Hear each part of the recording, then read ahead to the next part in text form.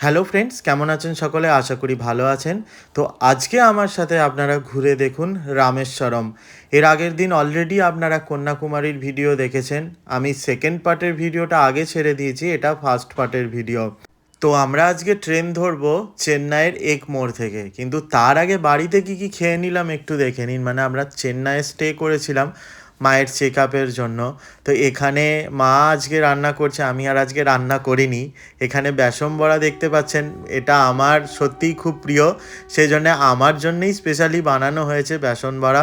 তার সাথে এখানে আমার জন্যে আলু ভাজা হচ্ছে আলাদা করে, কারণ আমি পিওর যে নিরামিষ সেটা খাই। তো আমরা এখানে বাইরে থেকেও বাঙালি যে খাবার হয় সেগুলোই কিন্তু খাচ্ছি। এখানে দেখুন আলু ভাতে, মুগের ডাল ভাতে আমার জন্য আলাদা করে আলু ভাজা, আর মায়েদের পেঁয়াজ আলু ভাজা, বেসন বড়া, ভাত একটু বেশি করে করা হয়েছে, আর মায়েদের জন্য এখানে ডিম সেদ্ধ করে ডিমের কালিয়া করে নিয়েছে। তো আমার তো বুঝতেই পাচ্ছেন ভেজ থালি, নিরামিষ থালি যেটা, আর মায়েদের হচ্ছে ডিমটা আছে, পেঁয়াজটা আছে, এটাই যা। তো আমরা খাওয়া দাওয়া করে এরপর চলে গিয়েছিলাম এগমোরে। তো এই স্টেশনটা চেন্নাই সেন্ট্রালের একদম অপোজিট সাইডে, মানে ওটা একটা দিকে চলে যেতে হবে, এটা আর একটা দিকে চলে যেতে হবে। তো এখানের স্টেশনটাও কিন্তু যথেষ্ট ভালো, মানে স্টেশনটা দেখুন। আর এখানে হচ্ছে যে আমাদের ট্রেন দিয়ে দিয়েছে, দেখতে পাচ্ছেন। আর ট্রেন এমন সময় দিয়েছে, আমরা এত আগেই চলে গেছি যে ট্রেনটা এখনও ক্লিন পর্যন্ত হয়নি। কিন্তু ট্রেন কি করে ক্লিন হয় কোনো দিনও দেখিনি, হয়তো অনেকেই দেখেছেন, বলবেন আপনার এত বয়স হয়েছে দেখেননি। তো এই মানে প্রথমবার এত সামনের থেকে দেখলাম যে কত ফোর্সে ওই জলটাকে দিয়ে ধুতে ধুতে যাচ্ছে, আর একজন ওই কাঁচগুলো পরিষ্কার করতে করতে যাচ্ছে। এরপর চলুন ট্রেনের ভেতরটা দেখা যাক কি হাল হয়ে রয়েছে, কারণ ট্রেনের বাথরুমটা যদি খারাপ হয় তাহলেই মারাত্মক হয় জার্নি করাটা। যদিও চেন্নাই থেকে খুব একটা বেশিক্ষণ সময় লাগে না, তাও বাথরুমটা দেখে নিলাম ক্লিন আছে। ঘড়িতে প্রায় 11:30। আমরা এখানে বসে বসেই খাবার অর্ডার করে দিয়েছিলাম। এখন তো খাবার অর্ডার করাটা ট্রেনে বসে খুবই সুবিধা হয়ে গেছে। ওই IRCTC E catering food on track যে অ্যাপটা আছে, ওটাকে আপনারা ইনস্টল করে লগ ইন করে খাবার অর্ডার করতে পারেন। আপনি সিটে বসে থাকবেন, ওরা এসে খাবার আপনার কাছে দিয়ে যাবে। এতটাই এখন সুবিধা হয়ে গেছে ট্রেন জার্নি। এরপর দেখাচ্ছি পাম্বান সেতু, যেটা 2.6 কিলোমিটারেরও বেশি দীর্ঘ, যেটা রামেশ্বরম দ্বীপকে ভারতের মূল ভূখণ্ডের সাথে যুক্ত করেছে। তো এটা দেখতে পাচ্ছেন, এটা তো নিউ ব্রিজটা, যেটা জাহাজ এলে উপরে উঠে যায়। তো বিশাল বড় ব্রিজ এটা। তো এরপর আমরা পৌঁছে গেলাম ভোরবেলাতেই রামেশ্বরম। তো এখান থেকে আমাদেরকে ধরে নিতে হবে অটো। অটোতে বেশ খানিকক্ষণ সময় লাগে, দিয়ে তারপর আমি পৌঁছে গেলাম মন্দিরের কাছে। এখানে এসেই আপনারা হোটেল বুক করে নিতে পারবেন, বা এখন তো গোয়াই ভিভো, মেঘমাইট্রি, বুকিং.com সবই আছে। এত দূর আসছেন যখন, ওগুলো তো জানবেনই। তো এরপর মন্দিরে আমরা চলে গেলাম, কারণ ভোরবেলায় যত তাড়াতাড়ি পুজো দেওয়া যায়, আজকে সোমবার, সেইটার জন্য আমরা তাড়াহুড়ো করছি। তো এখানে 22টা কুণ্ডের স্নানের একটা ব্যাপার থাকে। তো দেখতেই পাচ্ছেন স্নানের জন্য এখন থেকেই লাইন পড়ে গেছে। আপনারা যদি বাইরের থেকে লোক বুক করেন তাড়াতাড়ি হবে, কিন্তু 500-1000 মাথাপিছু চলে যেতে পারে, কিন্তু ভেতর থেকে 25 টাকায় আপনারা টিকিট কালেক্ট করে স্নান সেরে নিতে পারেন। এই 22টা কুণ্ড স্নান করে বেরিয়েছি, বেরিয়ে কাপড় জামা চেঞ্জ করেছি, চেঞ্জ করে এবার পুজো দিতে যাচ্ছি। 4 ধামের একটি ধাম, প্লাস সোমবার বাবার বার, ভিড় তো হবেই, দেখতে পাচ্ছেন প্রচণ্ড ভিড়। মন্দিরের ভেতরে টোটাল 2টো লিঙ্গ আছে। একটা যেটা রামচন্দ্র হনুমানজিকে হিমালয় থেকে আনতে বলেছিলেন, কিন্তু তার আনতে দেরি হয়, সেই জন্যে সীতামাতা বালি দিয়ে যে লিঙ্গটা স্থাপন করেছিলেন, যেটা গর্ভগৃহে আছে, সেটাই পূজা করেছিলেন রামচন্দ্র রাবণ বধের, মানে ব্রহ্মহত্যা করেছিলেন তিনি ভেবেছিলেন। তো এই ব্রহ্মহত্যার পাপের মোচনের জন্যে তিনি ওই লিঙ্গটাই পুজো করেছিলেন, যেটা এখন গর্ভগৃহে আছে। তো আমরা পুজো দিয়ে এখানে বাইরে বেরিয়েছি। এখানে এলে আপনাদেরকে জল কালেক্ট করে নিয়ে যেতে হয়। তো এখানে দেখতে পাচ্ছেন যে প্রসাদ, জল, সমস্ত কিছু আপনারা যে জায়গাটা দেখালাম সেখান থেকে কালেক্ট করতে পারবেন। এরপর এখানে ষাঁড় আছে, হাতি আছে, তাদের থেকে আশীর্বাদ নিতে পারবেন। এখানে জলে সকালে অনেক মাছ ছিল, কিন্তু এখন আর মাছগুলো দেখা যাচ্ছে না রোদের জন্যে। অবশেষে পুজো দিয়ে দর্শন করে বাইরে এলাম। তো ভিড় আজকে সোমবার, যথেষ্ট ভিড় আছে। জেনারেল লাইনে তো 3 থেকে 4 ঘন্টা লাইন দিতে হচ্ছে। আমরা 200 টাকার টিকিটটা কেটেছিলাম, সেটাতে কম করে আমাদের 1 থেকে 1.5 ঘন্টা লাগলো। 100 টাকার টিকিটটাতেও প্রায় 2 থেকে 3 ঘন্টা লাগছে।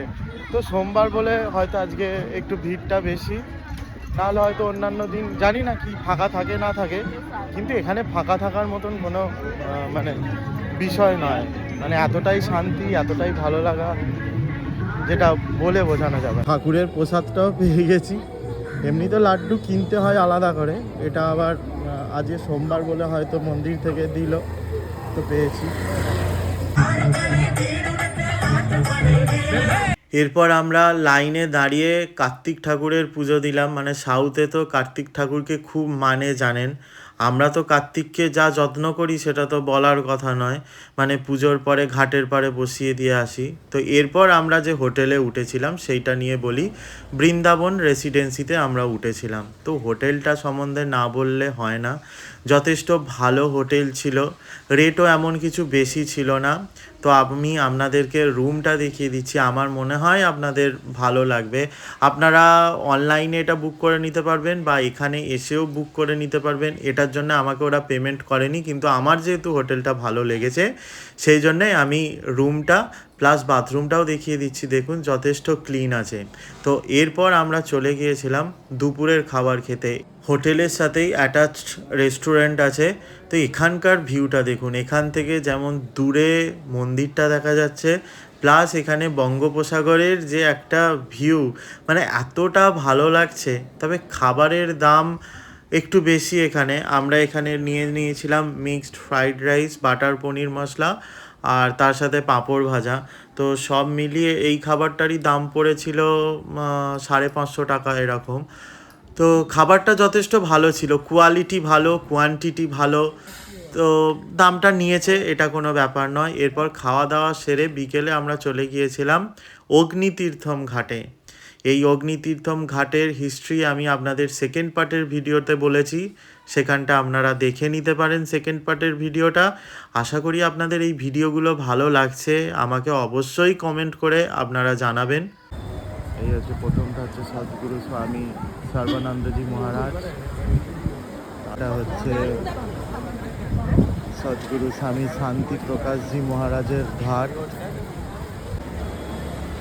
3 নম্বরটা হচ্ছে হরিদাস রামজি মহারাজের ঘাট। এইটা হচ্ছে 4 নম্বর স্বামী তেওরামজির ঘাট। এত ভালো লাগছে জায়গাটা, সব মানুষ এখনো সন্ধ্যেবেলাতেও কিন্তু স্নান করছে। সন্ধে হব তাও মানুষের দেখুন কত হুল্লোড়, যে এখানে সবাই এখনো স্নান করছে। কত কত মানুষ যে স্নান করছে, এখনো সাঁতরাচ্ছে দেখুন। মানে জায়গাটা এতটা গিয়ে ভালো লেগেছে, এতটা শান্ত, এতটা ভালো জায়গা, সিরিয়াসলি মানে যারা না যাবেন তারা বুঝতে পারবেন না যে কতটা ভালো জায়গা। ধাম তো সত্যিই ধামই। এরপর আমরা এখান থেকে হোটেলে ফিরে এসে আমরা রুম সার্ভিস নিয়ে নিয়েছিলাম খাবারের। তো খাবারে কি কি আছে দেখুন। তো খাবারে নিয়ে নিয়েছিলাম এটা ডাল ফ্রাই। ডাল ফ্রাইটা যথেষ্ট ভালো ছিল। এটা হচ্ছে ড্রাই যে পনির চিলি সেটা, ভাত, আর তার সাথে ছিল রুটি। তো খাবারটা খারাপ ছিল না, খাবারটা যথেষ্ট ভালো ছিল। দিয়ে ঘুমিয়ে পড়েছিলাম। পরদিন সকালে যাত্রা শুরু করেছিলাম ওই সাইট সিন ভিজিট করার জন্যে। তো প্রথমেই আমরা চলে গিয়েছিলাম রামের চরণ দেখতে। তো এখানে রামের চরণ দেখলাম।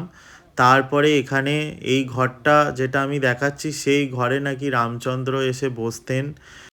ভালো জায়গা, মানে ভিউটা খুব ভালো। মানে দূর থেকে দেখুন, এক তো ওই যে বালির চর সেটা দেখতে পাওয়া যাচ্ছে, তার সাথে একদম নারকেল বাগানে ভর্তি। তো এখান থেকে আমরা চলে গেলাম লক্ষ্মণ কুণ্ড, এটা দেখতে পাচ্ছেন। তো এখানে লক্ষণের মন্দির, সেখানটা ভিজিট করে এইখানেই রয়েছে আবার এদিকে হচ্ছে নটরাজ মন্দির, এদিকে হচ্ছে পঞ্চমুখীতে হনুমান মন্দির। এটা দেখুন কত ভালো লাগছে, এটা হচ্ছে শ্রীকৃষ্ণ প্রণামী মঙ্গল মন্দির। এটাকে ওই স্বামী সদানন্দ মানে ওটার একটা ট্রাস্ট, যে স্বামী সদানন্দজি আছে তার একটা ট্রাস্ট। এরপর এখান থেকে আমরা চলে গিয়েছিলাম দেখতে কালাম হাউস, আর তার সাথেই ওই শপিং মলের মতন একটা অ্যাটাচ রয়েছে তার বাড়ির সাথে, সেখানে প্রচুর মানুষে কেনাকাটা করছে। আর একটা ভালো জিনিস দেখলাম যে যত কেনাকাটা করার সময় আপনাদের সাথে আপনাদের যে গাড়ির ড্রাইভাররা তারা অবশ্যই আপনার সাথে যাবে, কারণ হচ্ছে তাদের একটা কমিশন আছে এখানে। তো কমিশন পাক তারা, এতে আমার খারাপ নয়, আপনাদেরও কারোর খারাপ নয়, তারা আমাদের সাথে ঘুরছে, অতএব তারা কমিশন পেলে আমার তো মনে হয় না খারাপ কিছু বলে। কিন্তু ড্রাইভার এইখানটাই খুব ভালো করে সাথ দেবে, এটা আমি বলে দিলাম। তো এখানে সব ভিজিট করে দেখতেই পাচ্ছেন প্রচুর কেনাকাটা করে নিয়েছি। তো এখান থেকে কেনাকাটা সেরে আমরা চলে গিয়েছিলাম আরও একটা মন্দিরে, যেখানে রাম মন্দির। তো এই রাম মন্দিরে কিছুক্ষণ থেকে এখানটা ভিজিট করলাম, মানে খুব শান্ত মন্দিরের ভেতরটা। তো এখানটা ঘোরাঘুরি করে আমরা চলে গিয়েছিলাম ধনুষকুটি, যেটা 1944 সালের ডিসেম্বর মাস নাগাদ ভয়াবহ ঘূর্ণিঝড়ে পুরো ধ্বংস হয়ে গেছিল। কত হাজার যে মানুষ মরে গিয়েছিল এই সময়, মানে পুরো শহরটা দেখুন এখনও চার্চ ফার্চ সমস্ত কিছু কিন্তু ভাঙাভুঙি অবস্থাতে রয়েছে। ওই আরিচল মুনাই মানে ভারত মহাসাগর আর বঙ্গোপসাগরের যে মিলনস্থল, তার কাছেই এই ধনুষকোটির আর কি অবস্থান। রামায়ণে এটাকে বলা হয় যে লঙ্কা যাত্রার পথ হিসাবে এই ধনুষকোটি বিখ্যাত। রাম এই স্থানে এসে একটি ধনুক দিয়ে ভারত ও শ্রীলঙ্কার মধ্যে সংযোগ স্থাপন করেছিলেন বলে বিশ্বাস করা হয় এখনও। ধনুষকুটিতে একটা গুরুত্বপূর্ণ বন্দর ছিল, যেটার মাধ্যমে ভারত শ্রীলঙ্কার মধ্যে বাণিজ্য আর কি পরিচালিত হতো, কিন্তু এখন তো কিচ্ছু নেই। রাত হলে এখানে কেউ থাকে না। এই যে ছোটোখাটো দোকানগুলো দেখছেন, ওই মানুষগুলো রাত হওয়ার সাথে সাথে এখান থেকে বেরিয়ে যায়। এরপর আমরা চলে গিয়েছিলাম একদম যেটাকে আমাদের দক্ষিণের শেষ বিন্দু বলে ধরা হয় সেই জায়গায়। এই ধনুষকুটির টাইমিংই হচ্ছে সকাল 6টার থেকে সন্ধে 6টা। তারপরই এখান থেকে সব বের করতে আরম্ভ করে। 5টা বাজলেই গাড়ি টাড়ি বের করে দেয় এখান থেকে, মানে থাকতেই দেয় না। জল তো যখন তখন উঠে যেতে পারে আমার রাস্তা দিয়ে আস্তে আস্তে মনে হচ্ছিল। তো চারিদিকটা দেখতে খুব ভালো।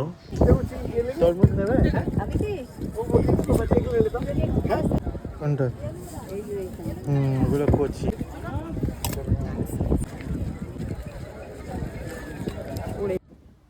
Last land of India. তো এখানে বেসিক্যালি আমি যা বুঝলাম মানুষে আসে ফটোশ্যুট করতে আর ভিডিও শ্যুট করতে।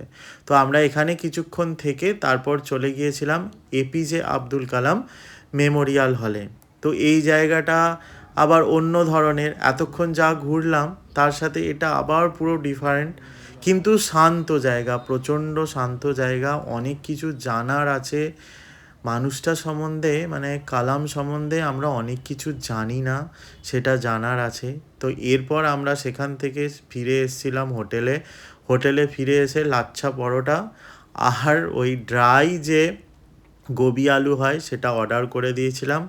খাওয়া দাওয়া সারলাম। তো এটা হলো আমাদের সাউথের রামেশ্বরমের ফার্স্ট যে পার্ট সেই ভিডিও। সেকেন্ড পার্টের ভিডিওটা অলরেডি আগে সারা আছে, তো আপনারা দুটো ভিডিওই দেখতে পারেন, দেখে জানাতে পারেন যে আপনাদের কেমন লাগলো।